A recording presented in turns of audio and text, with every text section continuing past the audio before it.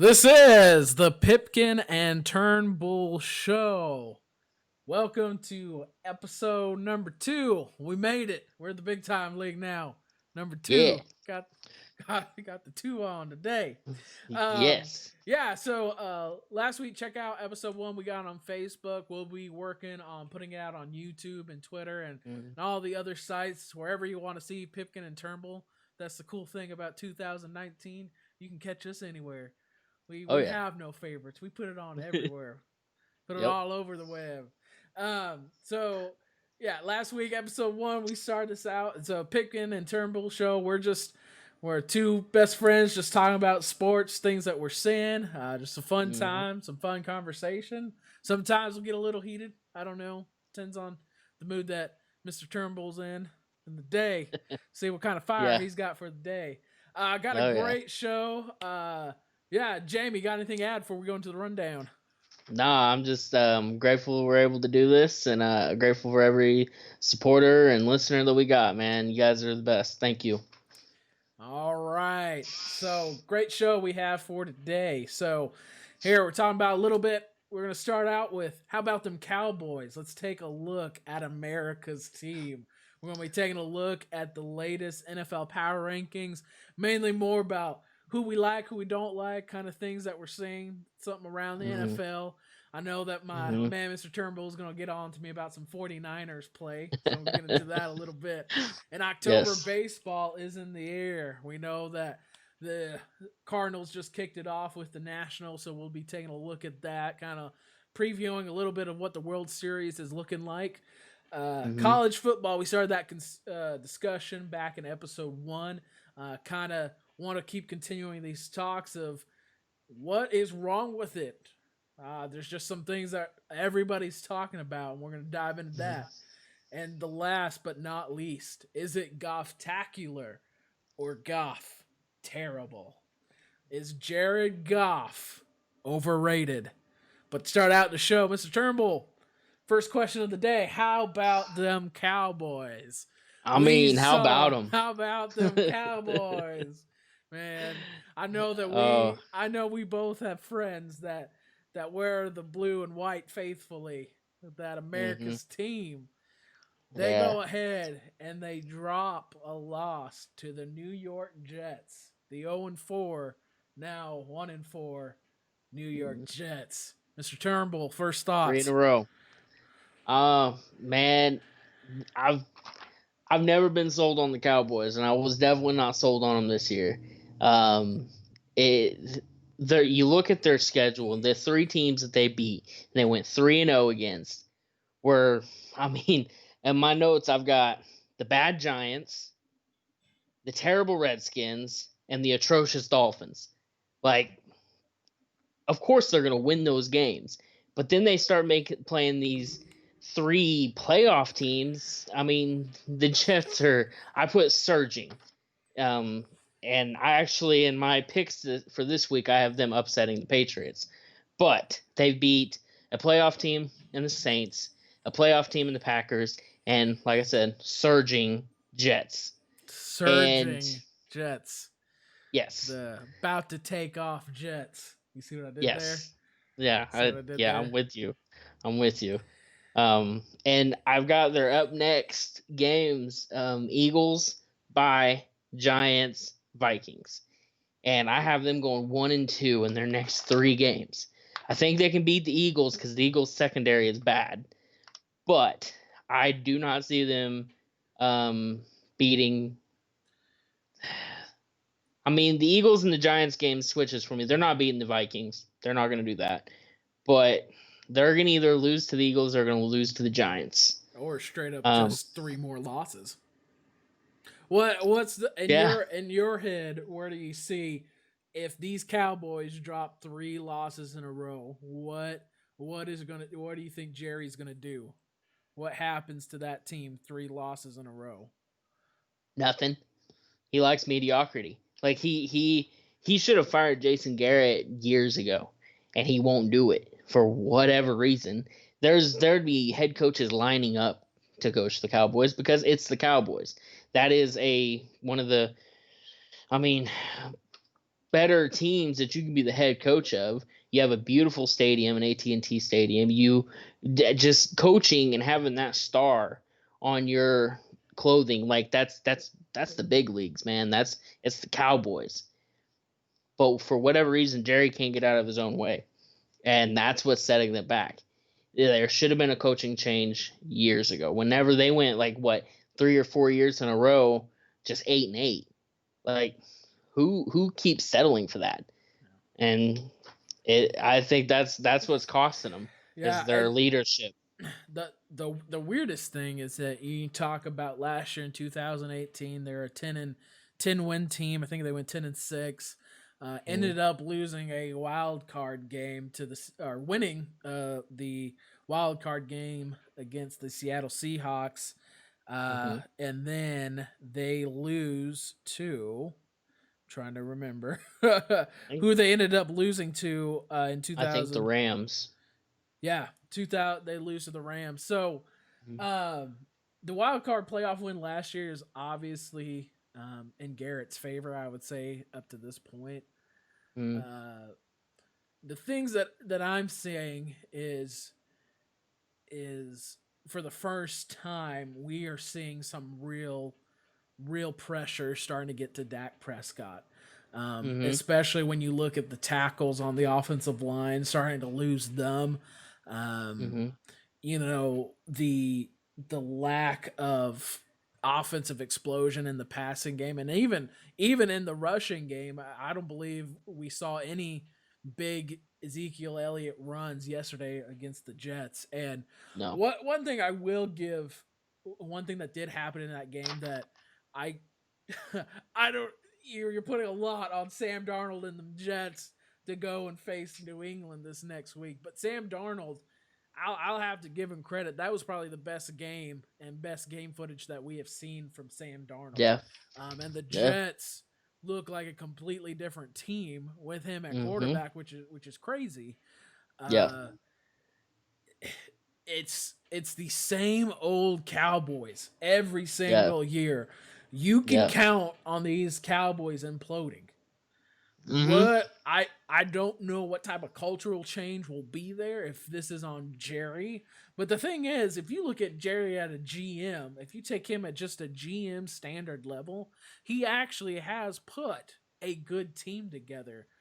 Yeah. Is it Garrett? Is it the offensive schemes? What is going on with this team? And what will it take for to inject some more offensive efficiency from the Cowboys? I don't know. Like like I broke down their first 3 games compared to, and then I broke down their last 3 games and just looked at the stats. And I broke it down for Dak, Zeke, and Coop. And from what I saw, I'm thinking Dak's the problem. And he has his moments where he just plays lights out and he's good as any quarterback, but they're few and far between. For Dak's first 3 games, he has 920 yards, 9 touchdowns, 2 interceptions. First 3 games, that's good. That's good. And then his last 3, he has 960 yards, so he went higher in the yards, but he has 2 touchdowns, 4 interceptions.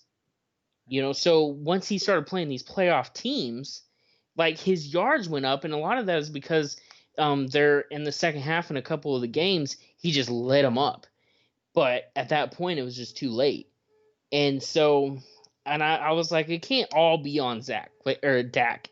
Like, it has to be what's Zeke doing. So I looked at Zeke, and he rushed for 289 yards, 2 touchdowns. And then the last 3 games, 220 yards, 3 touchdowns. So he's staying about where he usually is. I think they need to feed him the ball more. But I was like, okay, well, he's staying about where he's staying consistent. 200 yards the first 3 games, 200 yards the last 3 games. So I was like, where's Coop? Where's Coop at? So 16 receptions, 238 yards, 4 touchdowns, first 3 games. That's respectable. His last Right. 3 games, was 17 receptions, 277 yards, 1 touchdown. And that's counting the last game that they played in against the Jets. He was on the first drive and he got hurt. Well, And so, here's the deal behind some of what we know at wide receiver stats is number one, when you get more pressure and your offensive line is starting to implode in Dallas, mhm, on top of which teams are double covering, yes. Cooper at this Mhm, point, and all these outlet receivers are trying to be utilized because that's mhm, what happens to your number one wide receivers. But on top of that, and mhm, is when you're and the Jets D line, like so, that whole team was just buzzing. Like mhm. give the Jets the credits that is due. But Yeah. every year since the '90s, when we look at these Cowboys, you can put them on paper against anybody. You would want Mhm, this squad going into it, and I don't yeah. know what kind of cultural change, what type of philosophy or chemistry or what you have to do besides trying to get Jason Witten back in every other year after he retires. I don't know what these Cowboys are going to do, you know? Yeah. But they lose these next 3 games. This Jerry will probably end up firing Garrett. Um, and, and, and like you said, there is a huge possibility they lose the next 3 games. There Mhm, is no game where we look at the Cowboys have this yeah. because I the Eagles, uh, whatever Eagles squad decides to show up, you Yeah. got the Giants that are kind of figuring things out with Daniel Mhm, Jones, and the Vikings just went out and destroyed the Philadelphia Eagles. yeah.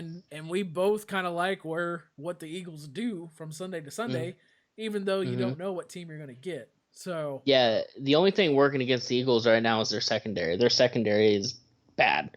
And so I could see Dak lighting them up. But is he scoring touchdowns once he's lighting them up?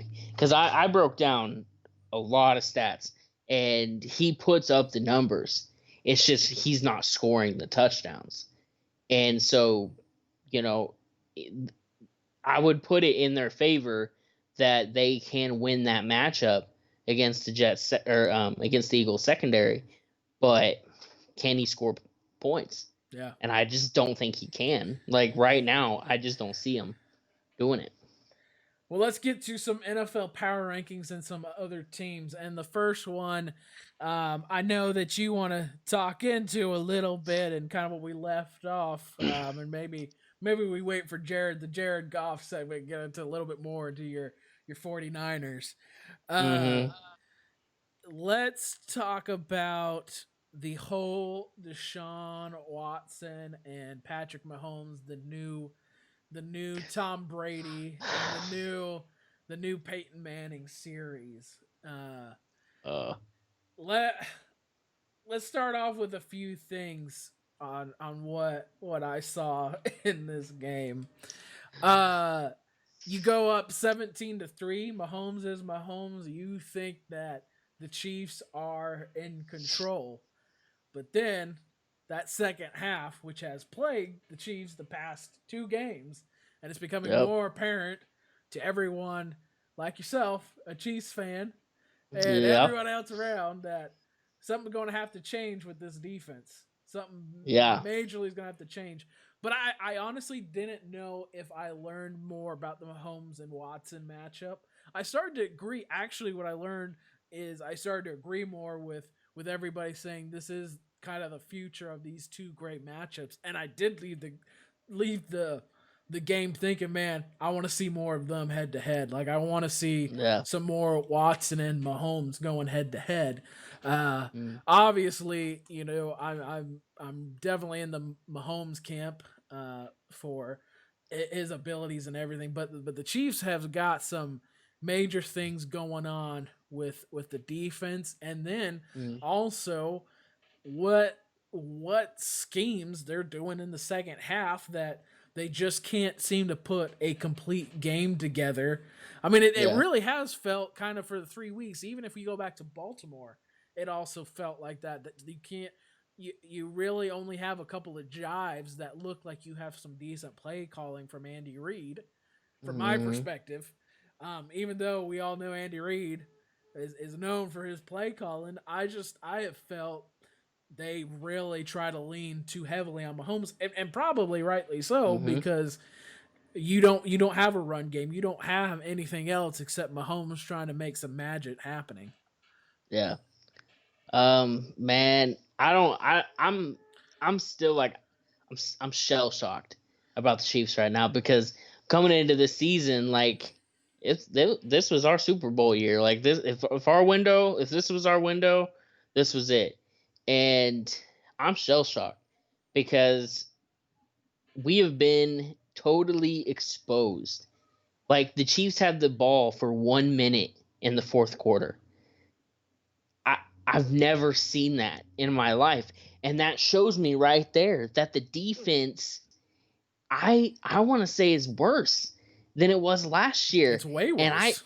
and I kept saying, like, it can't, like, during the offseason, I'm like, it really cannot be worse. And I saw a stat today that D Ford, who we traded to the 49ers, is outperforming Frank Clark, who we traded a first round draft pick to the Seattle Seahawks for, and gave this monster contract. He's outperforming Frank Clark by a mile. And I'll post those stats on the Facebook and Twitter later because it is really bad. And I'm just shell shocked right now. We play Thursday night, this Thursday, against the Broncos. And if there's going to be a team that we're going to beat, it has to be the Broncos.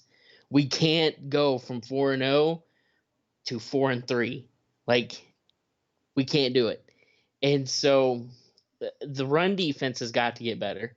I monitor and I follow a lot of Chiefs players on Twitter, and they're all saying it. We're gonna get better. We're gonna get better. Do it. Like, Just do it. do it. Get better. With the injuries and Mm, the defensive line play, there's nothing unless you do some major trading at this point. mm-hmm. Um, I I I don't know if like I said last week. If you go back to episode one, I'm not a big Frank Clark fan or a Chris Jones fan. I don't really see it, and I don't really get the Yeah. hype between those two players. And like you said, Mm-hmm. D Ford, and when we talked about Justin Houston for the Colts, now Mm-hmm. this defense was better last year. Yeah. The secondary would be the only thing is if you could combine a little bit of that pass rush last year and some things that they're doing in the secondary. Yeah. Tyrann Mathieu is probably the best thing about this Chiefs defense in my perspective of looking at and the way that they're using him. If we had 11 Tyrann Matthews, we'd have the number one defense in the league. Like, we need some more honey badgers going on. yes. Um, Yeah, it's bad, man. So bad. So New England again, once again on top of power rankings. The Mm-hmm. Saints edging out in Jacksonville. I thought myself going into Jacksonville, seeing that the offense with Gardner Minshew was a little hot. I was kind of shocked by the 13-6 score. I thought Jacksonville would be able to do a little bit more because I'm not so bought into the Saints offense right now. And that also showed that they are that they the one Teddy Bridgewater game did not carry over into the Jacksonville game at all. So, the Saints got by with them. So kudos to the win. But yeah, it's hard for me to look at the Saints right now and call them the number 3 team. If for anything, I would definitely put the Packers way like either first, not first, but probably second, and followed by at this point the 49ers, but the Packers not being, according to NFL.com, not being ahead of the Saints is kind of eye opening to me, and that would probably be my flip. Other shout out I wanted to give was to my Steelers picking up a good win against the Chargers. Yes. There is a big improvement to that defense from especially last year. the Steelers have some great young pieces happening for them, and I think Mm-hmm. that is really showing since the Patriots game, sticking in these games close with these backup quarterbacks. I don't know how much Big Ben, how huge of influence he would make on offense, but every week you watch the Steelers, they are rising in the power rankings, and Mm-hmm. they are getting better as a team. Yeah. And for the first time in a while, the Steelers on defense are starting to look like the Steelers on defense once again. When Yeah. you look back at the 2006, 2009, back to the Steelers lore with the Iron Mm-hmm. Curtain. Um, yeah, and so yeah, the way that the Steelers and even with their third string quarterback in got the win against the Chargers, which was surprising, I think, to most people. Which begs the question also would be like, what is the deal with the Chargers? you know, like Yeah. Overhyped. the amount of hype that the Chargers get every single year. Um, Mm-hmm. and maybe our discussion should have meant after all these years, which I know that we would have gotten some feedback on, is Philip Rivers overrated? We can talk about that next week. That's a thought right I've been there. saying that for years. But I'm um, completely biased. So the Vikings, that whole, like we said last week, the NFC North definitely looks like the best division. Great mm, football, Sunday night game, Packers Lions. Great football out of that whole division. The Vikings are again once on the rise. Everybody gets upset at Kirk Cousins, and that makes him a good quarterback again, which yeah, was good to see. yeah, I Any got an Eagles linebacker release because he was That's right. so critical. That's right. Any other thoughts that you had from this week, just looking at teams and where they're going? Hey, and I do um, feel good about the Panthers. We talked about that last week on the rise, man. they're making Kyle me a Allen. believer. They're making me a That's believer. right. Nothing really. I mean, I've got New England, New Orleans, San Fran at 3, Seattle at 4, and Green Bay at 5. And my Chiefs dropping out. I put them at 6, and that's just me because I'm a homer. Um, but I don't really have anything else on that. Just a good week of football. And I'm liking a lot of these teams, like the Jets, are a lot of teams that like I'm loving my underdog is the Bills right now. 4-1, playing good football, and I'm really liking them right now. And I think it's not going to be the Jets this year. I've got the Jets with an upset over New England, but um, the Bills I think are going to give New England problems in the division this year, and because the New England barely beat them the first time, and I'm thinking I'm going to have to pick the Bills the next time. So the Bills are my underdog in the NFL right New now, and I'm England loving will it. New England will go down. Someone has to do Somebody's it. got to do it. Somebody's got to score a touchdown against them. Yes. Oh my All right, goodness. so we're taking a look right now at some scores.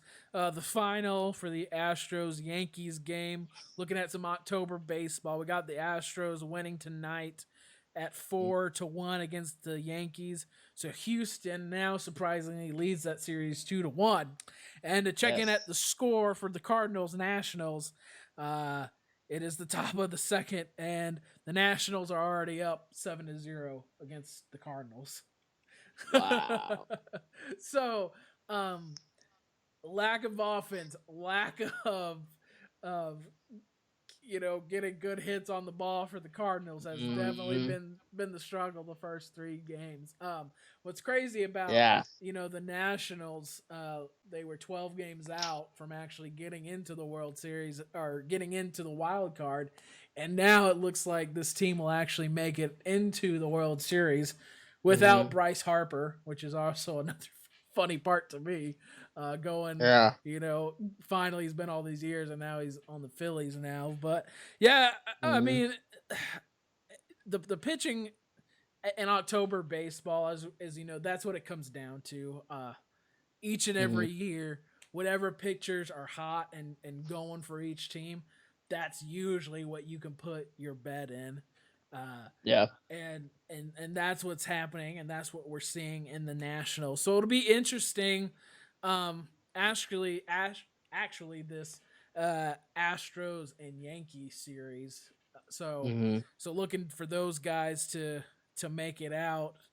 Definitely at this point, putting the Nationals in, it would have Yeah. to be like the biggest miracle I would say in baseball history if the Cardinals could at this point winning one of the games. So not being swept is kind of the Yeah. Cardinals' goals at this point. But the Astros winning tonight is big, especially Yeah. when you look at the batters and the way that the Yankees New York's been pitching this entire wild card and then now into the ALCS games as well. So um, yeah, so that's what kind of the October baseball scene is looking at. Like Yeah. it'll be an interesting series, you know, and I think we've all assumed that it'll be the Yankees, but we'll see if this kind of transition, if Houston's finally woken up and we'll get a Houston Nationals Washington matchup. Yeah. So Yeah. That'll be cool. yeah, so college football, what is wrong with it?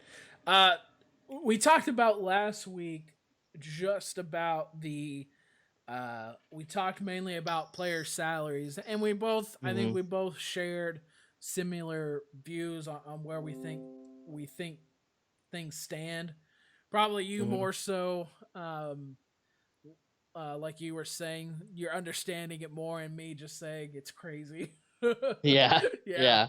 and um, but the other thing is, there's been a lot of talk now with restructuring the playoffs. And Hmm. so I'm going to let you lead off with your thoughts of what you think the BCS playoff, what these playoffs have done, what needs to be changed, or what are you liking, things like that.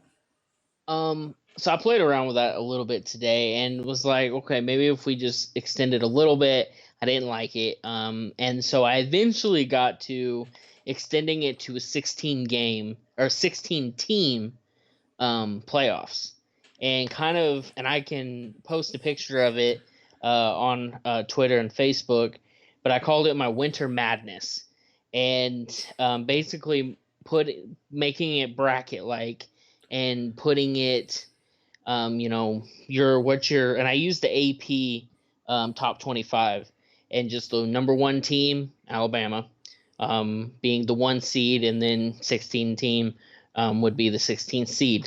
And if you wanted to extend it to more teams, you could give Alabama and LSU, you know, first round bye. And so I just kind of playing with it and stuff, and I think I think we as college football fans, and I think college football would benefit from a bigger playoffs. Maybe not 16 teams, but I think it would benefit from it because every year, without fail, every year we see a team that's undefeated, but because they didn't play anybody, um, they don't get a chance at the national championship or the playoffs. And every year we see a team, UCF a couple years ago was like, we want Bama, we want Bama. Every year we see a team say we want Bama. Well, everybody wants Bama until they get Bama. But I think this would be an opportunity for these other teams like Utah to maybe get a shot at a national championship. And you could arrange every game like to be a bowl game. There's 40 bowl games. Pick one, and you every team can have a shot at a big bowl game. Every team, and I really, looking at it and breaking it down, I really like it, and I think it would be great if the NCAA, like I said, maybe not extended the playoffs to 16 teams, but 10. Like just something bigger to give other teams an opportunity. And I would really like that. Here's my thing: is there is one distinct edge that college football has over the NFL, and Mm-hmm. that is you win and you're in. Mm-hmm. So how? How do teams, if you keep expanding this playoffs, how do you keep that product of lay it on the line, all out, every game matters from game Mhm. number one to the end of your season? Because if Alabama, you could have a three, possibly even a four loss Alabama still Mhm. making this playoff. And then that's my biggest thing is the product of college football. Mhm. That's part of the reason of what makes it great is that you have all these top four teams battling it out to the end, and you're Mhm. getting this product of we know when each college foot we don't have to doubt that they're saving it for the next game or what the motivation is for your next Yeah. game. The NFL, you can lose up to, we've seen teams lose up to even 8 games and still make their divisional, still make the wild card game. And so, Yeah. how do you keep that advantage? How do you keep that product, which I would say is the number one reason that, and obviously some other reasons, but part of the product is that we know that these young men are giving it all every single game. At least Yeah. that's what I watch in college football. Yeah. Now, what I would be a proponent of, and the four playoff system is not perfect. Mhm. I, I, I do tend to lean a little bit towards. I think it's better. I think Mhm. I think compared to our BCS, but there could be arguments of continued expansion, which I would just agree with. Yeah. Um, the and you couldn't do such a large and it would be awful if I don't know if it'd be awful if we had like a March Madness 64 team. Just the product. I mean, we know Yeah. that Alabama would, whatever almost Division two school team would lose by like 70. Like they're Yeah. one, and that's the thing with basketball. They're Yeah. it the under there isn't as much a talent differential with basketball. Mhm. Yeah. So my biggest thing is we are already having these complaints of just there isn't good football kind of earlier in the years. Why do these teams play the non-conference or these bad teams? What I would be Mhm. more of a proponent of is is that we would have more Power Five matchups. Like Mhm. more, if there was a way to require more matchups between teams to really narrow down who truly is the best team, who could really knock out a Bama on a week. So I would be more of a proponent to if there was any way that you could do some more measurements to where a requirement or that you would have so many Power Five games, but on Mhm. top of it, that you would play more in conference game, like more, you would have more SEC matchups. Like you wouldn't have Alabama versus Middle Tennessee close to the end of the year. It would No. be another, scheduled East team. Yeah. Uh, even si- it's just to me, where do you want to stop? Yeah. Because my main thing is when do you start losing your product? Yeah. When does that's part of the reason that I prefer and watch. It also helps that I am an Alabama fan, so I ain't gonna lie about Yeah. that. So, Yeah. but but that's why on a Saturday I'll watch football on a Saturday compared to even more on a Sunday. Uh, Yeah. and I know this is where we both, disagree, which do we prefer to watch him, but that's the one advantage I see over the college football product is it's if you don't win, you go home. That's Yeah. why we get this great matchup of LSU Alabama, where we Mhm. know that it has immense ramifications, and that's why you see the buildup, and that's what makes it exciting. Does Mhm. a 16 playoff bracket? allow that same excitement. I don't know. I to me, I don't think it would, because Yeah. then you would have to say so many SEC teams, so many uh, Big 12 or Big 10 teams, they can't get in. But those Hmm. teams are clearly better than some of the teams that would be going into those brackets. So Yeah. you would have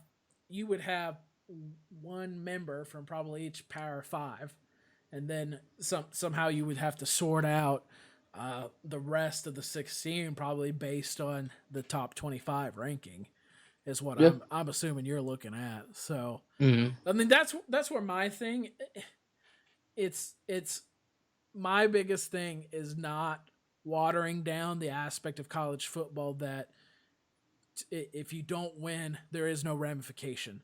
Every Yeah. game has a ramification, and that's Yeah. why I personally love it. Yeah. It, it, and so if you expand the playoffs, that's what you will start running into. Mm. At the same time, to the larger playoff bracket, it does allow these teams to build their programs better. That would Hmm. be the overall advantage to opening the playoffs a little bit Mm. wider. I don't know what that number would look like. To me, 16, Yeah. like, and that's where we get into this number game because we're like, is 4 too many? Is 6 too many? You know, Yeah. uh, like Yeah. how? I looked at it a lot. I was like, okay, let me just do 6, and I'm like, oh no, I mean that's okay. And then I was like, okay, let me look at 8. And then I just kept going, and I finally was like, before I knew it, I was looking at, all right, whole top 25 are in the playoffs. I'm like, no, that just doesn't feel right. And so I just moved it up to 16. And like I said, I'll post a picture of my, because I made the whole bracket, and I'll post a picture of it after we're done. But I like for Bama's first matchup, I've got them Alabama versus number 15 Texas. I think that would be a good matchup, honestly. I mean, I just saw Texas versus OU, and Texas gave them a fight. And so I just really like, I think it would be really good for everybody. Yeah. Well, and I think we both. I think at the probably the end of it is it's just there's gotta be a way for more of these these Power Five conferences playing each other. I think at the end of the day, that's that's what would help this college football, uh, the way that it looks, Hmm. because you've got to give you just got to give some more opportunity, like a if you take a Wisconsin for example, you would Hmm. give them more of an opportunity to show them at a national scale. Hey, we went down and being an SEC team. Like I would love to Hmm. see that more in the regular season, like these regular Yeah. season matchups. Yeah. So that's where we're at. Mr. Turnbull, Jamie's gonna be posting his bracket on the Hmm. uh, Facebook, and then I'm just gonna be sputtering around like one of the old guys, like don't change. Change is bad. Don't do the change. Yep. So lastly, is it Goff Tacular or Goff Terrible? And so let me start off by saying this. We're talking about a guy in Jared Goff who took his Rams to the Super Bowl last year. Another Jared Goff who we look at, and one of the best games that I have ever watched was the Kansas City and Rams game, Hmm. where we had a great matchup between Goffs and Mahomes, and the shootout, one of the best games that was played last year, if not the best game. I wiped Uh, it from memory. it's gone from memory. Um,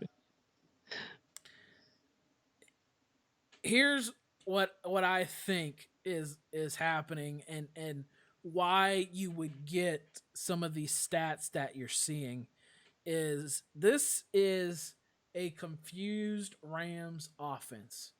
They have no identity compared to last year.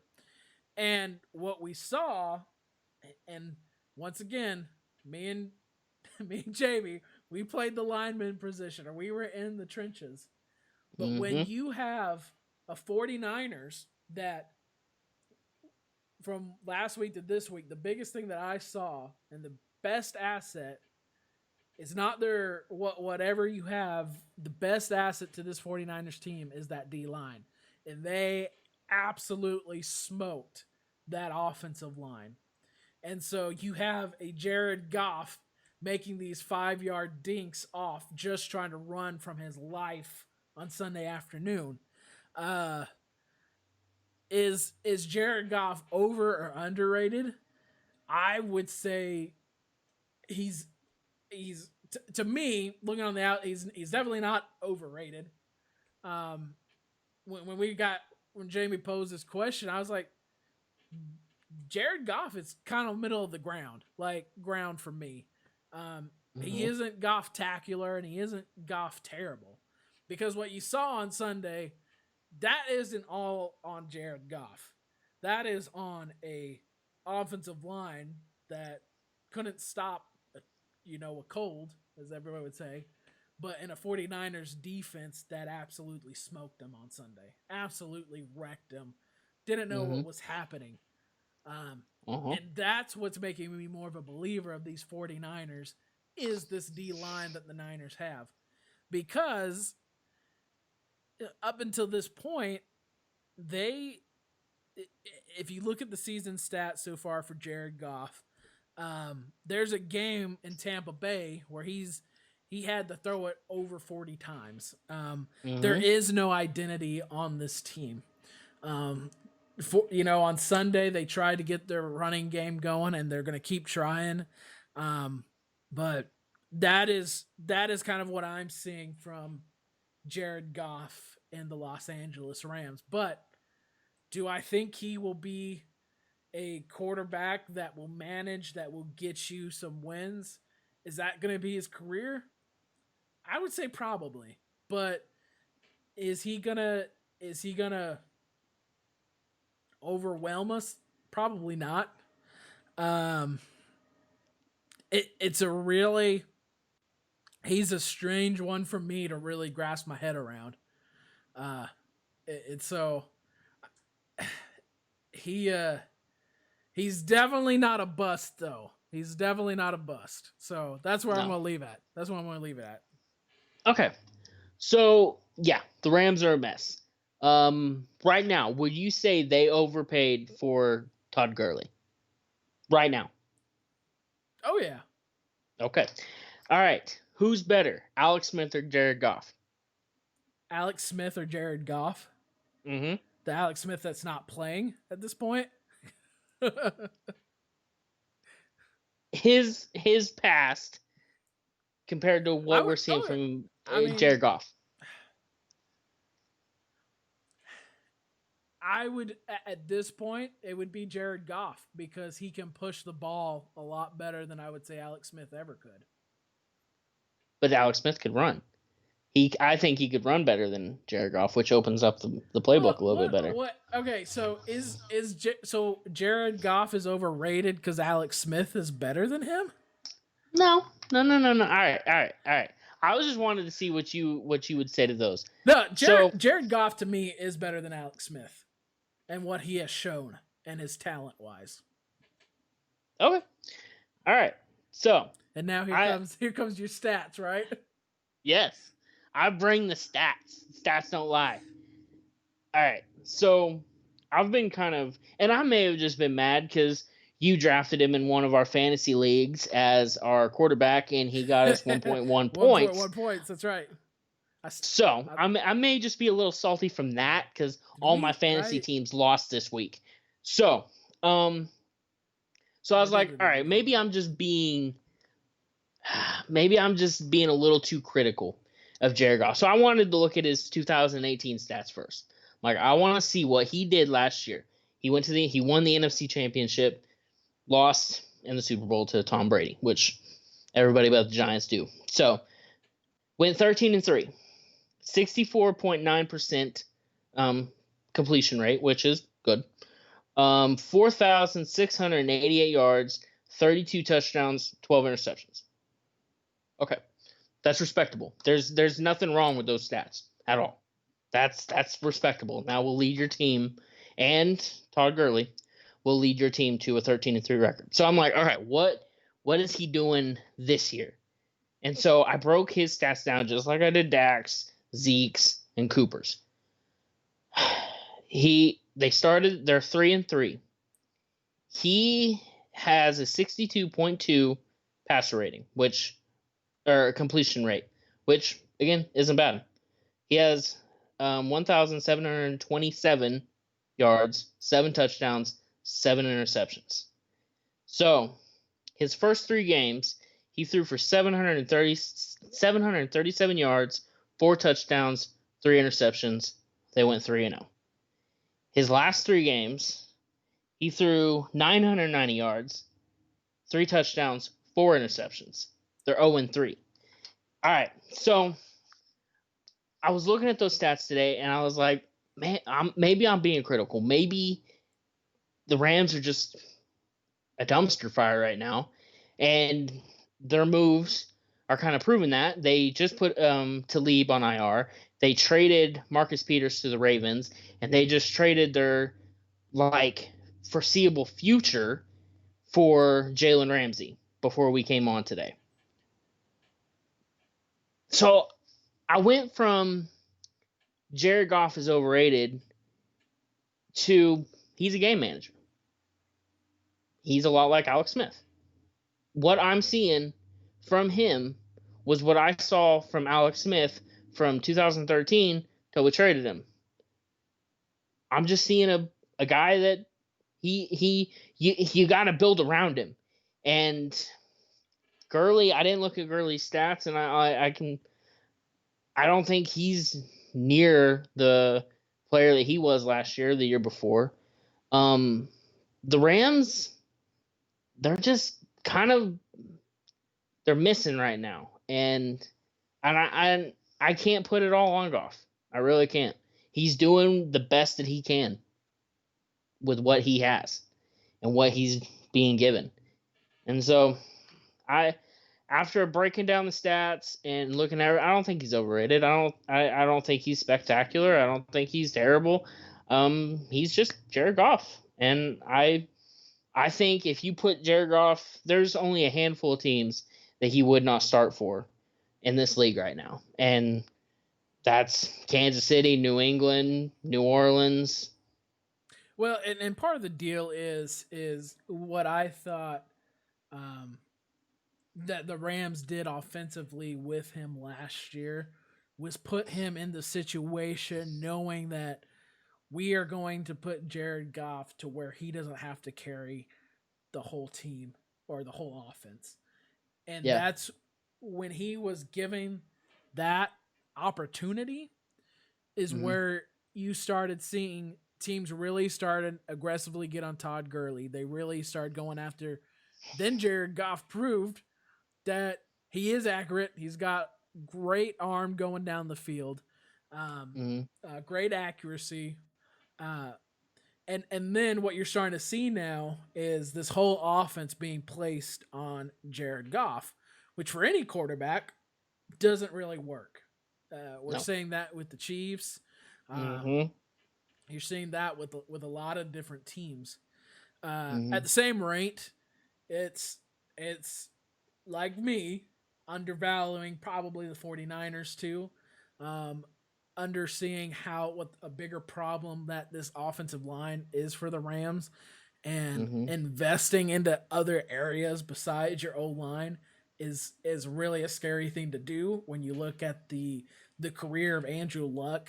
But Jared Goff at the same time is a completely different play style than Andrew Luck. Yeah. Compared about but you think about that, and I know that a lot of teams are now looking at this Andrew Luck situation being like, how much toll are we putting on our young quarterbacks when they're getting, and Jared Goff was being dumped on Sunday. Almost every other play, he was getting some sort of hand on him. And so where are you going to shore that up? Where's your identity? Are you going to be able to really make any sort of your run game an asset to you. Mm. So I yeah, every time I look at Jared Goff, he's a little bit more than a game manager because he does make big plays and big moments. Mm. But he's middle of the road Goff. I guess is where we both left it off. left it Yeah. off at. Um, Yeah. but it really comes down to where's this identity going to be for this Rams Mm. offense. I think at the end of the day is what you got to look at. Okay, Yeah. so that episode 2 is in the books. We did it. Yes. Made it through. All right, once Yes. again, we'll be streaming on Facebook. We'll be uploading these episodes to YouTube, Twitter. Also be looking at some podcasts as well to be uploading. We'll be putting it Mm-hmm. all on our social media. As with each and every week, we will try to make our product better, Mm-hmm.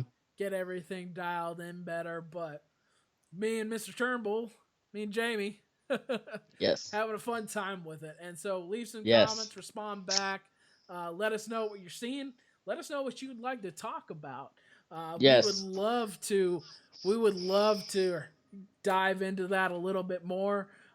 Get Mm-hmm. some controversy thoughts. I don't know what have you, but fun episode 2. Fun episode 2. Yes. It was great. All right. Any last thoughts? No, just thanks for listening. Thanks for watching. Thanks for supporting us. We're just like we opened up the show, man. We're just two best friends that love to talk sports, and we just want to entertain you guys. And agree, disagree. Just wait until the Chiefs and Steelers play each other. That's right. That'll be a fun episode. So, thanks for listening, guys. Seriously, All we love you right. guys. You guys have a great night.